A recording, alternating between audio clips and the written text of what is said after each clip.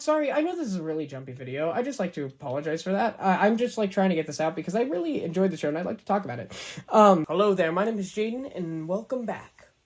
Today we'll be talking about Avatar: The Last Airbender.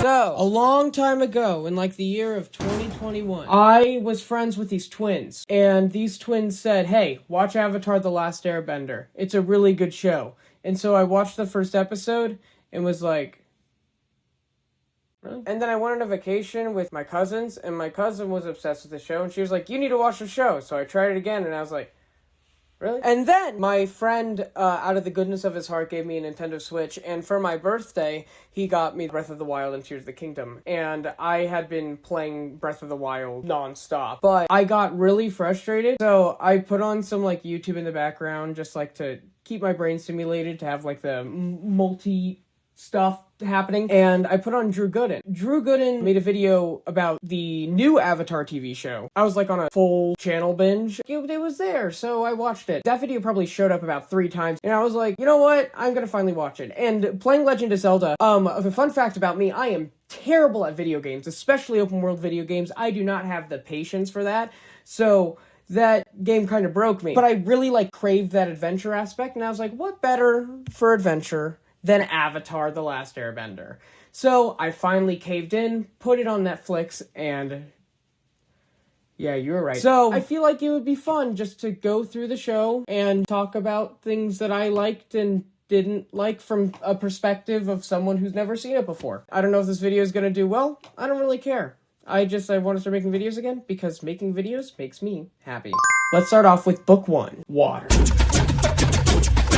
So, I had to be in, like, the mood to watch this show. Like, I had to be, like, locked in and, like, ready to watch. And this time around, I was so, like, Rewatching the first episode, I could definitely see why I was not the biggest fan of this. It's hard for me to engage in stuff unless I'm, like, into it at the moment. Like, I can only really commit to one show at a time. And I think that the fact that it's so, like, episodic and story-driven, it makes it so compelling. I could not imagine waiting every single week to watch this, but like I can. I hate saying this because like I don't want to sound demeaning to it at all, but this is a kid show. It was at least on Nickelodeon, which is a network for children. So the fact that some stuff was allowed in here throughout the series, especially this first season, I could tell that we were reaching like absolute cinema, like absolutely incredible things. We just weren't there yet, and that's fine. But that doesn't mean this is bad. Like, this show is such a good setup, and the fact that it's just, like, it's kind of so incidental, it just makes it so enthralling. One thing that I've kind of been craving recently is a good story. There haven't really been that many good stories as of recently. Like, even, like, the ones that, like, I personally enjoy, I don't think are, like, the best. And that's frustrating. So being able to go back and, like, watch something that I've never seen before for the first time, and it just be great. Like, there are some episodes where, like, it was very comedically driven, like the King of Omashu. I was like, eh. But as soon as they, like, opened it up, it's like, it's such clever writing. There's a Holocaust allegory. Episode 6, Imprisoned. This is a kid's show, and that's the 6th episode of the show. They are bold, and I respect it, even though there's stuff that, like, of course there's stuff that I don't like. This is a very close to perfect show in, like, the map of where you started versus where you ended up. The evolution of the show is beautiful. I don't think there's ever been a show that has grown to this sort of, like, degree that I've personally seen. But most shows do expand in this stuff. Like, a good example is Stranger Things. It started off as a small, like, little thing, but it opened up to season 5. I don't like girls. But Avatar had its story set. Okay, I didn't like Jet, nor did I like The Great Divide. There's an episode where they, like, go through this Grand Canyon thing. I did not like that episode. Even though I think this season's, like, a solid 8 out of 10, like 4 out of 5, there's a couple 10 out of 10s here. There's a lot of, like, filler and stuff, but I think that because of where the show is at, it's like everything that I can say, every, like, negative thing can be accounted for. Like, there are pros and cons. I enjoyed the first season, but I could tell that there was going to be a lot more, to come. And, like, certain story beats, I'm not going to dive into that because I know that there's so many other people who are much more qualified to talk about that than me. But, like, I really, personally, I know that everyone's, like, favorite characters are Iroh and Zuko. Like, I know that those are, like, the big hits. Everyone loves them. And the first few episodes, I was like, I get it. Like, I love Ira. I already loved Ira the first few times I watched it. He was probably the thing I liked most about it. But it kind of feels like saying that, like, Dustin's your favorite character in Stranger Things. You know what I mean? I get it, but, like, in this first season, I was not personally the biggest fan of Zuko. I really did enjoy Katara and Sokko. I really like Sokko, especially his evolution. Did I just call him Sokko?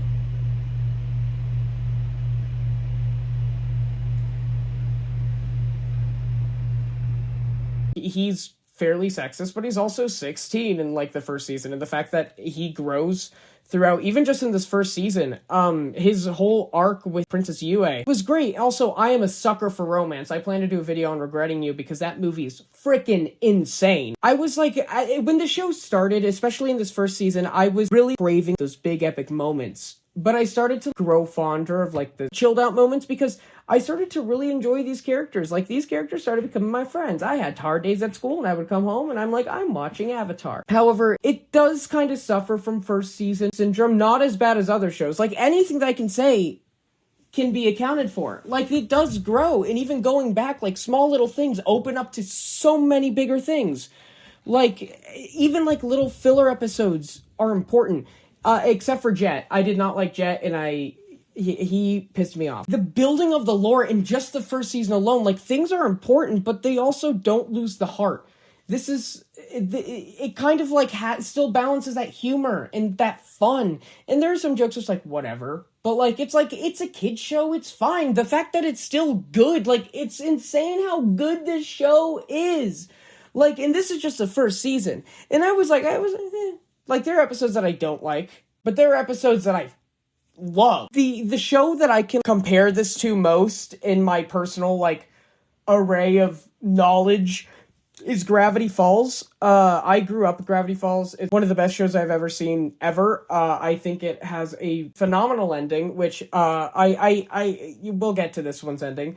I have some thoughts. One of the great things I find about the show and Gravity Falls and most, like, really good, like, network shows is that TV network, like, boundaries limit you to a certain amount of things. It's something about former network television. Not everything is 8-hour-long episodes. It's like, there's something so much easier to take in from that. I think if this show was not 20 minutes every single episode, I would not have finished it. I really like how they tackle some certain social themes. Like, there are multiple episodes where they, like, bluntly call out sexism, and I think the way that they tackle stuff like that makes it so empowering. I know, I am white guy, I white man, but the fact that there's these sort of messages that are done in such a respectful and smart way. Also, as like I said, I'm a sucker for romance. This season sets up a slow burn for the century. It's worse, it's more painful than Jim and Pam. Like, it's like, but yeah. I really like the battle, the Siege of the North Pole. I think the second part is significantly better than the first. I like the big battle stuff. But I really like how they don't lose the fun, because even though like there's some serious shit going down, they're still having a good time, or we're still having a good time. There's still laughs happening, but there are some major hits that happen. I was like scared of like some like character deaths or anything, like major character deaths for like shock value, but like they don't pull any, I like this first season mostly because they don't pull anything out of their ass. 8 out of 10. Now, time for book 2. Lovers forbidden from one another. I did not like the first few. Did I really give The Swamp an 8 out of 10? Are these mine? These aren't my... So, I wasn't the biggest fan of the first few episodes of season 2. Except for the Cave of Two Lovers. Love that. But I could tell that this was the second part of a trilogy. Throughout the season, there are multiple planets they go to. There are multiple places they go to that remind me a lot of Star Wars. And I know it's like, it's like big fantasy adventure. Like, of course, there are going to be overlaps. But, like, when they go to the swamp, I was like, this is Dagobah. And I also fucking hate that episode. I didn't like it. I thought it was boring. That's probably the only episode that, like, I really don't like. But this was where I had to slow down with the amount I was taking in, because I would chug through episodes, and then it would just become too much. The second episode of season 2 is where they set up the Katara Aang stuff, like, even more. I got a little giddy. It also has the Secret Tunnel song, and I vibe with that shit hard. Brought me back to the good old days of TikTok and 2022. This season introduces probably my least favorite character in the whole show, Azula. I hated her. I thought she was very annoying, and maybe that just shows the signs of writing a good villain. But whenever she showed up on screen, I was done. I was like, okay. But there are some really good episodes in the season. I really, really love Zuko's arc of being alone. Like, the episode Zuko Alone was like, holy shit, this is fucking good. The way that they do flashbacks, and this show is so good at showing and not telling, but still telling. Like, I could get pretty much all of what was going on except for the finale, but I was like, damn, this is so good. And this is truly Iroh season. It really shines. But this season is like, it's okay. Like, it has some really good episodes, but like, overall, it'll like cut to other plot lines. It's like, eh. That's why I really like Zuko Alone, because it's so contained. I think that this show really works in their contained plot lines, specific ones. But I got to, like, the episodes, like, the library in the desert, where I'm like, okay, we're on Tatooine. It's like, okay, this is Star Wars. These episodes kind of felt like filler, and I get that they were important. Like, the library has some very important things in it, but it was just, I was personally disengaged from it. But then we get to Ba Sing Se. As soon as we get to the drill, all the way to the end, are pretty much phenomenal episodes. Appa's Lost Days was very hard to watch. So sad. It didn't really further along anything, but it did add character, and that's the one thing I love about these 20 episode seasons, is that they have the time to do this stuff. Like, the Tales of Ba Sing Se is, I think, the best episode in the whole show. No, not the best episode. But the fact that it's a filler episode too, it fills that space, and it's just going through everyone's different stuff, is so good. The Crossroads of Destiny, I wasn't the biggest fan of the season 2 finale, just because I wasn't exactly sure what I was watching. But I risked myself being late to school to finish a season, and I thought it was still very effective. And like, the stuff with the guru about having to learn to let someone you love go is like, there's so many powerful messages in here. This show makes me want to be a better person. It was the same thing with, like, David Cornswet Superman. You can't see it, but there's a poster right here. The lessons in the show are such important lessons to be teaching a younger audience. And the fact that they're, like, not sugarcoating some stuff is fantastic. The fact, like, there are some, like, crazy, like, the whole Ba Sing Se, there is no war, the brainwashing stuff, insane. I really like that the main crew lets Zuko go and saves him. Like, I really like that, because they are above that. Like, they are above killing him or letting him die, even though Zuko is hunting for him. Iroh is, I think, the MVP of the season. Mwah. Just the way that they, like, deliver so much information is great. But yeah, that's all I have to say. This one was very Empire Strikes Back, and the fact that they lose at the end is like, yeah, we're okay. So we're just hitting all the lines. The simplicity and complexity of it is what works so well. They let us figure stuff out. I don't feel like I'm being talked down to. And I appreciate that, because I don't like being talked down to. Trust and war and love, but it's not melodramatic. It's so good. Like, it's just, that's the way to explain it. Like, it's so good. Like, I can see the show becoming peak. And the best parts of the show, in my opinion, are not the fight sequences, which I didn't even talk about in the last season. It's the characters. These characters are so well fleshed out and well developed. I love it so much. But it's also the humor. And speaking of humor, this season is where we meet Toph, who at first I was like, oh boy. And then as the show progresses, she becomes an incredible character. These are some of the best characters I've ever seen put to television, going on one of the best stories ever told. Yeah, it's true. This is one of the best stories ever told. I hope they don't ever try to retell it. This second season is when I started to fall in love with the show. Like, the first season was great, but I really loved it. As soon as they got to Ba Sing Se, there's like, I think I'm on my serialized right now, but there's probably about 3 5 out of 5s in this season.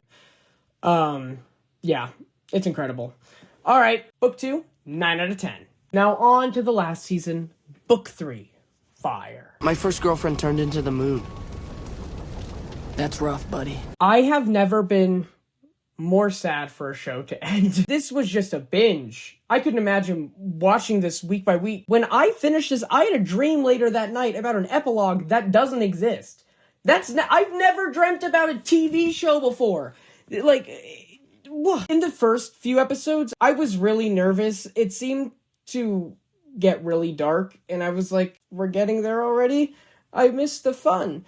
But eventually they got back there. There are a lot of good character arcs here. Katara has some pretty good arcs in this one. This season in particular has a lot of character study episodes and a lot of moments that are like, what would realistically happen if you put this group of teenagers together on this journey for 8 months, whatever? Like, they're going to get sick of each other. But the fact that they had to split this up into 2, like, chunks, oh my god, I could not imagine having to end at the eclipse and then just moving on with your day until next summer. It's like, there's the first few episodes are like, okay, no, I don't want this to be bad last season. Holy shit. It was not bad last season. I started to get that a little bit of a fatigue throughout. There were some things that felt a little longer than necessary. But then we got some, like, the way that they do flashback episodes and when they're telling the story, like, there's fantastic character moments, but they also have really good story moments, like the Avatar and the Fire Lord. Explaining that and explaining the whole crux of everything is just so powerful. And, like, how war and these terrible things can start from such a simple and, like, local place. The Puppet Master. So I knew about bloodbending because Dylan is in Trouble made a video, I think, on Harry Potter. I think it's in that one where he's like, as the series gets darker, like, it's like, whoa, holy shit, like, this is for adults, like, whoa. And then he says, it's like when Katara bloodbends in Avatar, and I was like, what the fuck? But the Puppet Master, seeing what bloodbending is and how they tackle it, bloodbending? Like, I knew it was coming, but like, what? But then it gets followed up with nightmares and daydreams, and I'm like, oh, okay. Which is like, it's like the stuff that it's important. It's just that, like, I got a little bored. Then they take the break, and I love Zuko becoming a good guy. I think that is so good. The fact that he gets over himself, I was really happy. I knew it was happening. Like, I knew he was going to end up training Aang. Originally, I thought it was Ira was going to train Aang, and that they were going to have, like, a big fight. But no, I like that they had Zuko, and I really missed Ira in this season, but I completely understand why they didn't have him as much as they did before. And the little field trips that they all go on with him one by one, it's everyone getting that little bonding is so compelling. I really like the prison escape. I like the second half of the prison escape way more than the first. I thought the first one was just fine. Oh my god, there's this episode called the Firebending Masters where I think they're called the Sun Warriors, and then they do the song, and it's the end credit song. In my mind, was blown. Insane. The fact that the group didn't trust Zuko and they didn't just embrace him wholeheartedly first, it was frustrating because yes, he has changed, but like it's good writing. Like, this is mature. This is maturity. Like, this is I wouldn't trust him either. I probably wouldn't have gotten as far as they did. Like, I would have been like, no. I really like the fact that Katara had, like, she kind of went against her whole own belief system when it came to figuring out who killed her mother. I really liked that. And then there's the Ember Island players, which is just, I love that that's how they do the penultimate episode. That's so funny to me. Like, imagine, like, I can't wrap my head around that. The second episode to, like, the second to last episode is them like recapping in a play by shitty playwrights. Like, I think it's so funny. But the stuff with Katara is really sad and hits close to home. And then it leads into Sozin's Comet, which was such a fascinating finale. Because when I think of, like, powerful finales to shows, like, especially the ones that, like, big blowout finales. The first one that comes to my head is Gravity Falls with Weird Mageddon. I really liked this because everyone had their moment. Everyone was important. There wasn't too many people doing this thing. There wasn't too many people doing that thing. It was, there were pairings that we don't usually get, and also pairings that we get all the time. Also, Suki comes back. Fucking love her. I think her and Sokka are cute as shit. Well, I'm swearing like I'm not allowed to swear at home, but I'm at home, so look at me. I really like the last 3 parts of Sozin's Comet. I think the first part was kind of slow. I really liked Azula's character breakdown. They kind of made her open up a little bit. All we saw of her was her being this badass jackass, terrible human being, who is like a firebending prodigy. But yeah, the fact that the entire final battle is Aang, like, he's trying to find a way not to kill him. That is so compelling. He's a kid. He's a good kid. And I think it's absolutely beautiful. And the fact that he finds a way. Zuko becoming Fire Lord and working with the Avatar, also mirroring the Avatar and the Fire Lord, is so good. Seeing Zuko being on good terms with Aang and having them form this bond is so, like, I don't know.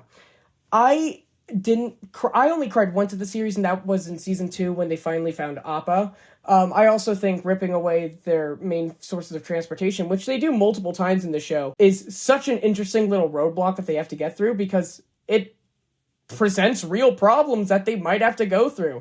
I like that this show has consequences, but you don't have to lose anyone across the way. There are stakes. No one dies, but there's some pretty major injuries, except Jet dies, and I love that. But Aang finally becoming the Avatar was so satisfying, even though he was kind of just like a ball floating around, just shooting stuff.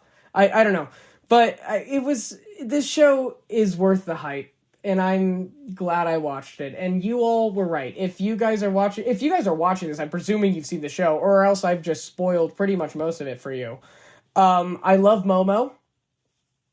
And I'm going to give season 3, book 3, Fire, also a 9 out of 10. So that's a wrap on my Avatar talk through. I know it was pretty rambly, but yeah, I really enjoyed the show. I really enjoyed the characters. It was really refreshing to watch something that's not bad. Like, I feel like that's been such a major theme recently, where everything is just kind of like, eh. And though there were moments I didn't like about this, like, everything that, like, I didn't particularly like, I can't, like, hold it against them, because this is a show during a different time on network television. It'd probably not be this good if they had to just, like, shorten it down to 8 40-minute episodes. That's why, like, I'm afraid to watch the live action series, because, like, you can't really trim this. There's nothing wasted in here. Even if there's episodes I don't like, they still expand the world and expand these characters, and we see different moments of them. And there's stuff where, like, the characters aren't perfect, and that's what I think most current shows are kind of struggling with, is that they're either too perfect or they're too bad. It's like it's a 50-50, and there's not that trust in the audience to find themselves in the characters. Like, they just want to see the best versions of themselves. But, like, I like the show because it makes you question yourself. Like, it makes you question your beliefs. Like, it makes you question who you are. It makes you question what your destiny is. It raises questions, but they're personal questions, and it teaches such good lessons in such an entertaining, compelling way. Like, the fact that there's this looming threat throughout the entire series, but we don't find out about it till the second season. Like, that's insane. Like, it's so powerful because we find stuff out as the show goes along. We find out stuff with the characters, but not just with our main crew, with the villain too. The villain's perspective, we also see through the villain's perspective, because Zuko is the antagonist up until season 3. And I just, oh my god, there's so many things to say. I have so many opinions, but I'm just, like, really happy. This show made me really happy, and I really miss my friends Aang, Katara, Sokka, not Soka, Ahsoka Tano. Yeah. I'm gonna give the show a 9.5, a 9 out of 10. I'm gonna give the show a 9 out of 10. Now, you're probably saying, why is it not a 9.5 or a 10 out of 10? In my opinion, there's no such thing as a perfect show. There can't be a perfect show, and if there's a perfect show, then it's not a perfect show because it didn't grow. Thank you all so much for watching. Have a fantastic rest of your day. Stay gold, everyone. Cheers! I need to clean this lens off. Jeez.